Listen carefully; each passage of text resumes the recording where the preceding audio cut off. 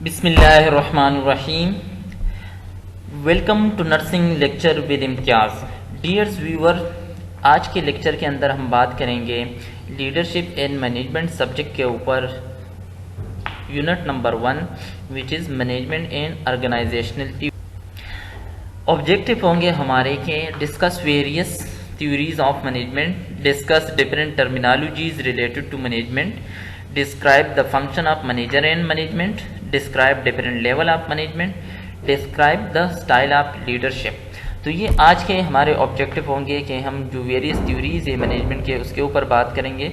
इसके अलावा discuss different terminology जो हम लीडरशिप मैनेजमेंट के अंदर यूज़ करते हैं उसको डिस्कस करेंगे। इसके अलावा मैनेजर और मैनेजमेंट के फंक्शन के ऊपर बात करेंगे और डिफरेंट लेवल जो मैनेजमेंट के होते हैं उसको डिस्क्राइब करेंगे और एट द एंड हम बात करेंगे स्टाइल ऑफ लीडरशिप के ऊपर। तो सबसे पहले स्टार्ट करते हैं कि लीडरशिप क्या है। Leadership is the art of motivating a group of people to act toward achieving a common goal. Leadership क्या है कि एक आर्ट है, एक प्रोसेस है जिसके अंदर लीडर लोगों को या ग्रुप ऑफ पीपल को मोटिवेट करते हैं स्पेसिफिक डायरेक्शन के अंदर ताकि उसके गोल अचीव हो जाए। चेस्टर बर्नार्ड ने एक अच्छी डिफिनीशन दी है लीडरशिप की कि ये the ability of superior to influence the behaviour of subordinates and persuade them to follow a particular course of action. यानी जो लीडरशिप है वो इनके सुपीरियर लोगों की वो एबिलिटी है कि वो इन्फ्लुएंस करे जो सबऑर्डिनेट है, जो उसके फॉलोअर्स हैं, उनके बिहेवियर को और उनको एक स्पेसिफिक डायरेक्शन दे ताकि वो लोग उस डायरेक्शन को फॉलो करें और उसकी गोल अचीव हो जाए। अब अगर हम बात करते हैं लीडर की, तो लीडर वो पर्सन होता है जो ग्रुप ऑफ पीपल को लीड कर रहा होता है, या leader a person who influence a group of people toward the achievement of goal. या लीडर वो पर्सन होता है जो कि ग्रुप ऑफ पीपल के ऊपर वो इन्फ्लुएंस करते हैं, उसके ग्रुप ऑफ पीपल को मोटिवेट करते हैं, स्पेसिफिक डायरेक्शन देते हैं ताकि उसके गोल अचीव हो जाए। तो उस पर्सन को हम कहते हैं कि लीडर, और उस प्रोसेस को हम कहते हैं या उस आर्ट को हम कहते हैं कि दिस इज कॉल्ड लीडरशिप। अब मैनेजमेंट की बात करते हैं। मैनेजमेंट क्या है? तो management is the art and science of doing work. Simple definition है कि मैनेजमेंट हम असल में कहते हैं कि ये एक आर्ट है, एक फन है और एक साइंस है ऑफ डूइंग वर्क, काम करने की। या दूसरी डिफिनीशन अगर हम पढ़ते हैं कि the process of using organisational resources to achieve the organisation goal by planning, organising, directing and controlling. के मैनेजमेंट वो प्रोसेस है जिसके अंदर एक पर्सन या मैनेजर ऑर्गेनाइजेशन के रिसोर्सेज को यूटिलाइज करते हैं। रिसोर्सेज क्या हो सकते हैं कि उस ऑर्गेनाइजेशन के मशीन हो गए, उसके अलावा उसके ह्यूमंस हो गए, मेंस हो गए, इसके अलावा मनी, उस ऑर्गेनाइजेशन के स्ट्रक्चर, उसके प्रॉपर्टीज़ को इस्तेमाल करते हैं और उस ऑर्गेनाइजेशन के गोल अचीव करते हैं। कैसे?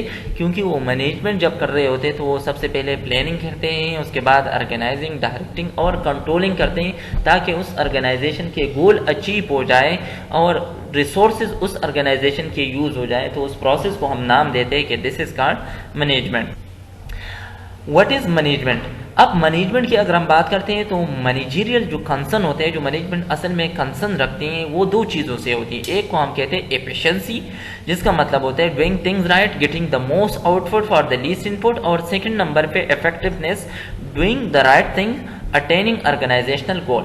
मीन्स के एफिशिएंसी का मतलब होता है कि ऑर्गेनाइजेशन के कम से कम रिसोर्सेज को इस्तेमाल करके ज़्यादा से ज़्यादा गोल को अचीव करना, this is called efficiency. Effectiveness के अंदर हम क्या करते हैं कि ऑर्गेनाइजेशन के जो गोल होते हैं वो अचीव होते हैं और चीज़ें बिल्कुल सही चल रही होती है। अब इस स्लाइड के अंदर आप देखें effectiveness versus efficiency in management. Effectiveness का मतलब क्या होता है? नज़र आ रहा होगा आपको कि resources uses low waist, organisation के हम कम नुकसान करते हैं, कम चीज़ें यूज़ करते हैं लेकिन हाई गोल हमें अचीव हो जाती हैं। लो रिसोर्सेज वेस्ट, हाई एफिशिएंसी। अब इफेक्टिवनेस क्या है कि इफेक्टिवनेस के अंदर गोल की अटेनमेंट होती है और हाई अटेनमेंट होती है, इवन के ऑर्गेनाइजेशन के रिसोर्सेज को हम यूटिलाइज करते हैं। मैनेजमेंट के फंक्शन की अगर हम बात करते हैं तो मैनेजमेंट के फंक्शन आपके सामने है कि प्लानिंग है, उसके बाद ऑर्गेनाइजिंग है, स्टाफिंग है, लोडिंग या डायरेक्टिंग और एट द एंड कंट्रोलिंग है। तो ये मैनेजमेंट के 5 मेन फंक्शन है जो आपको टिप ऑफ द फिंगर याद होने चाहिए। What do manager do? Manager क्या करता है? जो मैनेजर का असल काम होता है फंक्शनल अप्रोच की अगर हम वो बात करते हैं तो वो प्लानिंग करते हैं, ऑर्गेनाइजिंग करते हैं, लोडिंग, इसके अलावा कंट्रोलिंग, ये उसके मेन फंक्शन होते हैं। अब प्लानिंग क्या है कि decided in advance what to do, how to do and who will to do it, यानी डिफाइनिंग गोल्स प्लानिंग के अंदर, establishing strategy to achieve the goal, developing plan to integrate and coordinate activities. वो advance में decide करते हैं कि हमने क्या करना है, हमारे क्या गोल होने चाहिए, क्या स्ट्रेटजीज होनी चाहिए और कौन से गोल हमने अचीव करने हैं, कौन से एक्टिविटी के अंदर हमने कोऑर्डिनेशन रखनी है। ऑर्गेनाइजिंग के अंदर हम क्या करते हैं कि जो हमने arranging and structuring work to accomplish organization goal, इसके अंदर हम ऑर्डरिंग के अंदर चीज़ों को लेकर आते हैं कि ये वाला काम हम पहले करेंगे, इसके बाद ये वाला और उसके बाद नेक्स्ट, तो हमारे ऑर्गेनाइजेशन के गोल अचीव हो जाएंगे। लोडिंग का मतलब होता है working with and through people to accomplish goal. एक अच्छा मैनेजर जो होता है उसके पास ह्यूमन स्किल्स होते हैं, वो लोगों के साथ मिलके उस ऑर्गेनाइजेशन के गोल को अचीव करते हैं, लोगों के साथ मिलके या कोऑर्डिनेट करके काम कर रहे होते हैं। कंट्रोलिंग का मतलब होते हैं कि अपने जो सब ऑर्डिनेट्स हैं, यानी जो आप मैनेजर के अंडर में जितने लोग होते हैं उनके काम को मॉनिटर करना, कंपेयर करना, अगर कहीं पर वो मिस्टेक करते हैं तो उसको करेक्ट करवाना, ये मैनेजर का काम होता है। अब जो स्किल्स होते हैं जो एक आइडियल मैनेजर के पास होने चाहिए, वो स्किल्स कौन कौन से हैं? टेक्निकल स्किल, ह्यूमन स्किल और कॉन्सेप्चुअल स्किल।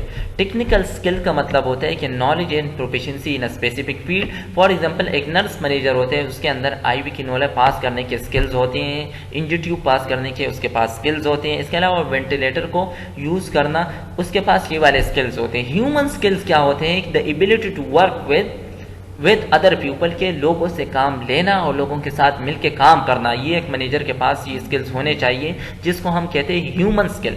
कॉन्सेप्चुअल स्किल का मतलब होता है to think and conceptualise about abstract and complex situation concerning the organisation. Conceptual जो स्किल्स होते हैं ये ज़्यादातर टॉप लेवल के जो मैनेजर होते हैं उनके पास ये स्किल्स होते हैं कि वो मिशन और विजन पे काम कर रहे होते हैं, वो ऑर्गेनाइजेशन को कहाँ देखना चाह रहे होते हैं, ऑर्गेनाइजेशन के लिए क्या गोल, क्या पॉलिसीज होनी चाहिए, उसके पास ये वाले स्किल्स होते हैं। तो एक आइडियल मैनेजर के पास technical skill, human skill and conceptual skill होने। Skill needed at different management level. अब देखें टॉप मैनेजर के पास कॉन्सेप्चुअल स्किल्स होते हैं, मिडिल मैनेजर के पास ह्यूमन स्किल्स होते हैं और लोअर लेवल के जो मैनेजर होते हैं उसके पास technical skills. Who are manager? अब मैनेजर को हम डिफाइन करते हैं someone who coordinate and oversees the work of other people so that organization goal can be accomplish. Manager वो पर्सन होता है जो कि लोगों के साथ कोऑर्डिनेशन में काम कर रहा होता है, इसके अलावा लोगों के साथ मिलके काम कर रहा होता है ताकि ऑर्गेनाइजेशन के गोल अचीव हो जाए, तो उस पर्सन को हम कहते हैं कि दिस इज कॉल्ड मैनेजर। अब मैनेजर की, या अगर हम मैनेजर की क्लासिफिकेशन की बात करते हैं तो तीन किस्म के हमारे पास मैनेजर होते हैं, first line manager, middle manager and top manager. इसके अलावा एक और को हम कैटेगराइज करते हैं, उसको हम कहते हैं नॉन मैनेजरियल एम्प्लॉय। अब फर्स्ट लाइन मैनेजर क्या होता है? Individual who manage the work of non managerial employee. अब फर्स्ट लाइन मैनेजर वो होता है जो नॉन मैनेजरियल एम्प्लॉय के जो वर्क होते हैं उसको मैनेज करना, उसको देखना, उसको मॉनिटर करना और उसको इवॉल्वेट करना, ये होता है। मिडिल मैनेजर का काम होता है individual who manage the work of first line manager. अब जो मिडिल मैनेजर होते हैं वो फर्स्ट लाइन मैनेजर के वर्क को मॉनिटर कर रहा होते हैं, मैनेज कर रहा होता है, देख रहा होता है। और जो टॉप मैनेजर होते हैं वो responsible for making organisation wide decision and establish plan in goal that affect the entire organisation. जो टॉप मैनेजर होते हैं उसके अंडर में मिडिल मैनेजर, इवन के पूरा ऑर्गेनाइजेशन उसके अंडर में आते हैं, उसके लिए डिसीजन मेकिंग, पॉलिसीज बनाना और इसके अलावा प्लान को बनाना एंटायर ऑर्गेनाइजेशन के लिए, ये टॉप मैनेजर का काम।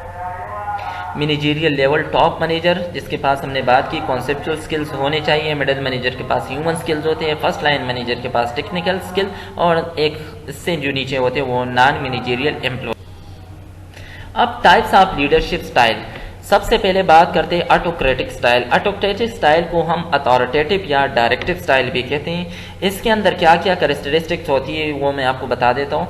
ऑटोक्रेटिव लीडर जो होते हैं इसके जो पावर होता है वो सेंट्रलाइज होता है, वो सिर्फ लीडर के पास होता है। डिसीजन मेकिंग पावर भी सिर्फ लीडर के पास होता है और उसको सब ऑर्डिनेंट के ऊपर कंप्लीट कंट्रोल होता है। इसके अलावा लीडर ऑर्डर देते हैं और सब ऑर्डिनेंट्स उसको फॉलो करते हैं, अनक्वेश्चनिंगली उससे कोई सवाल जवाब नहीं करता है। इस स्टाइल ऑफ लीडरशिप के अंदर क्या डिसएडवांटेजेस है कि जो उसके सब ऑर्डिनेंट्स होते हैं उसके अंदर फ्रस्ट्रेशन, कॉन्फ्लिक्ट और लो मोरल के शिकार होते हैं। लीडर डिसीजन बनाते हैं विदाउट रेफरेंस टू एनीवन, वो किसी से कोई मशवरा नहीं लेता। High degree of dependency on the leader, वो ऑटोक्रेटिव स्टाइल के अंदर होता है कि सब ऑर्डिनेंस कंप्लीटली लीडर के ऊपर डिपेंड होता है। और इसके डिसएडवांटेजेस ये हैं कि can create demotivation and alienation of staff, के जहाँ पे ऑटोक्रेटिव स्टाइल ऑफ लीडरशिप होता है वहाँ के स्टाफ डीमोटिवेट होते हैं और वो उस ऑर्गेनाइजेशन को छोड़ के चले जाते हैं। लेकिन may be valuable in some types of business where decision need to be made quickly and decisively. कहाँ पे ऑटोक्रेटिव स्टाइल ऑफ लीडरशिप सबसे बेस्ट है, जहाँ पे लीडर को लगता है कि मुझे फौरन से डिसीजन लेना है इस स्पेसिफिक कंडीशन के अंदर, तो वहाँ पे ऑटोक्रेटिव स्टाइल सब। सेकंड नंबर पे बात करते हैं डेमोक्रेटिव स्टाइल। इस स्टाइल क्या, इसको हम कंसल्टेटिव स्टाइल भी कहते हैं। इसकी वजह ये होती है क्योंकि इसके अंदर जो लीडर होता है वो अपने सब ऑर्डिनेंस या जो उसके फॉलोअर्स होते हैं उसमें से एक या एक से ज़्यादा एम्प्लॉय के साथ मिलके उससे डिस्कस करके फिर डिसीजन बना रहा होता है। हाउएवर द लीडर मेंटेन, यहाँ तक कि जो फाइनल डिसीजन पावर होता है वो लीडर के पास होता है। Using this style is not the sign of weakness, ये वाला जो साइन है ये असल में लीडरशिप की वीकनेस को वो जाहिर नहीं कर रहा होता है। अगर हम leader maintain the final decision making authority, जो लीडर होता है वो जो फाइनल डिसीजन मेकिंग पावर होता है वो सिर्फ लीडर के पास होता है। इसके अलावा allow everyone to be the part of team, everyone feel that they have participated and contribute. इसके अंदर लीडर को, हर एक पार्टिसिपेंट को या सबऑर्डिनेट्स को लगता है कि हम भी इस ग्रुप के हिस्सा हैं, हमारी भी कोई इज्जत है, हमसे भी कोई मशवरे लेता है। इनका इसके अंदर क्या होता है कि जो पार्टिसिपेंट होते हैं वो ज़्यादा ईमानदारी के साथ काम कर रहे होते हैं और जो वैल्यू ग्रुप डिसीजन, इसके अंदर जो ग्रुप के डिसीजन होते हैं उसको वैल्यू दी जाती है। में हेल्प मोटिवेशन एंड इन्वॉल्वमेंट, इसके अंदर क्या होता है कि जो सब ऑर्डिनेट्स होते हैं या जो फॉलोअर्स होते हैं लीडर के डेमोक्रेटिक स्टाइल के अंदर वो ज़्यादातर मोटिवेट होते हैं और वो हर एक चीज़ के अंदर उनकी इन्वॉल्वमेंट होती है। Worker feel ownership of the firm and it's idea, improve the sharing of ideas and experience with the business. इसके अंदर क्या होता है, वर्कर जो होते हैं, जब सब ऑर्डिनेंट्स होते हैं वो फ्रीली अपनी आइडियाज़ को शेयर करते हैं, सही है, और उनकी कोशिश होती है कि इस आइडिया से इस बिजनेस या इस ऑर्गेनाइजेशन के अंदर कोई ना कोई अच्छी तब्दीली आएगी। कैन डिले डिसीजन मेकिंग, इसके अंदर क्या होता है क्योंकि बहुत सारे लोगों के साथ डिस्कस करके फिर लीडर ने डिसीजन लेना होता है तो डिसीजन थोड़ा सा डिले हो जाते हैं। कंसल्टेटिव क्या है कि वो प्रोसेस है consultation before decision are taken. Consultation इस वाले स्टाइल ऑफ लीडरशिप के अंदर होता है कि बिफोर डिसीजन, लीडर डिसीजन लेने से पहले मशवरा करते हैं अपने सबऑर्डिनेट से। पर स्पेसिफिक का मतलब क्या होता है कि लीडर डिसीजन लेता है और वो देख रहा होता है, seek to persuade other that decision is correct, और दूसरों को भी वो देख रहे होते हैं कि मैंने जो डिसीजन लिया है ये करेक्ट डिसीजन है। अब नेक्स्ट की बात करते हैं types of leadership style. Laissez faire, in this style the leader allow the employee to make the decision. इस स्टाइल के अंदर लीडरशिप, जो लीडर होते हैं वो अपने सब जो फॉलोअर्स होते हैं या सब ऑर्डिनेंट्स होते हैं उनको अलाउ करते हैं या अपने एम्प्लॉय को अलाउ करते हैं कि आप लोग खुद से भी डिसीजन ले सकते हो। However the leader is still responsible for the decision that are made. अगर उसमें से कोई सब ऑर्डिनेंट्स या कोई फॉलोअर्स डिसीजन बनाता है, डिसीजन बना देता है और उसको इम्प्लीमेंट करते हैं, कोई पॉलिसी बनाते हैं उसको इम्प्लीमेंट करते हैं, लेकिन लीडर रिस्पॉन्सिबल होगा उसके डिसीजन के लिए। This is use when employee are able to analyse the situation and determine what need to be done and to do it.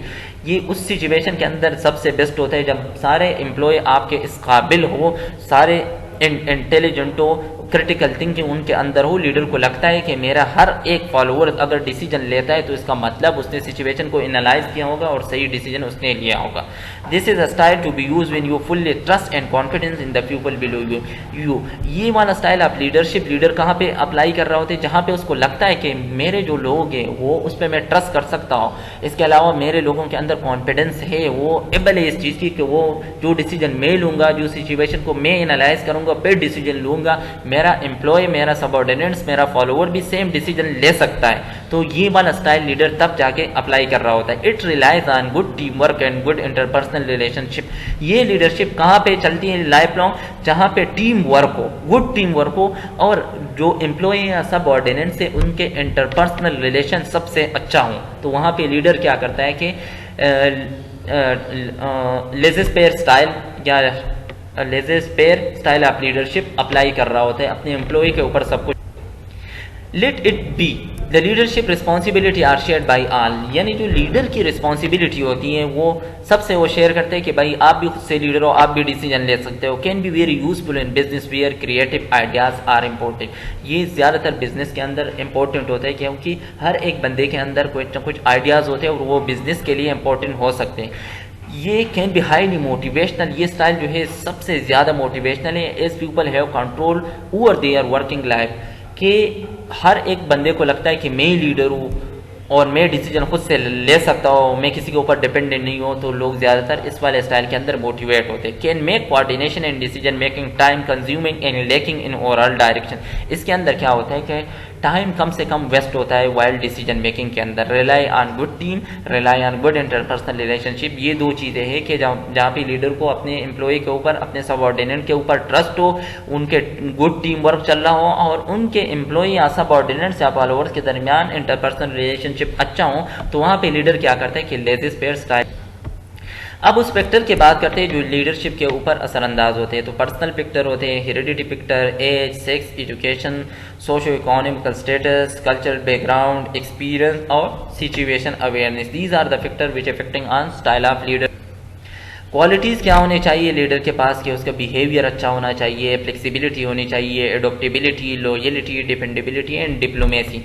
अगर हम दूसरे क्वालिटीज़ की बात करते हैं तो integrity, courage, initiative, energy, optimism, persuasiveness, balance, ability to handle stress, self awareness। अगर हम बिहेवियर की बात करते हैं तो क्या अच्छे लीडर के बिहेवियर होते हैं, वो हमेशा क्रिटिकली थिंक कर रहा होता है, सॉल्व प्रॉब्लम को सॉल्व कर रहा होता है, कम्युनिकेशन स्किलफुली, कम्युनिकेशन स्किल्स उसके अच्छे होते हैं, गोल सेट करते हैं, विजन को शेयर करते हैं, इसके अलावा डेवलप एंड सेल्फ अदर, और अपने आप को भी डेवलप कर रहा होता है उस ऑर्गेनाइजेशन के अंदर और अपने सबऑर्डिनेट्स को भी। Thank you for watching this video.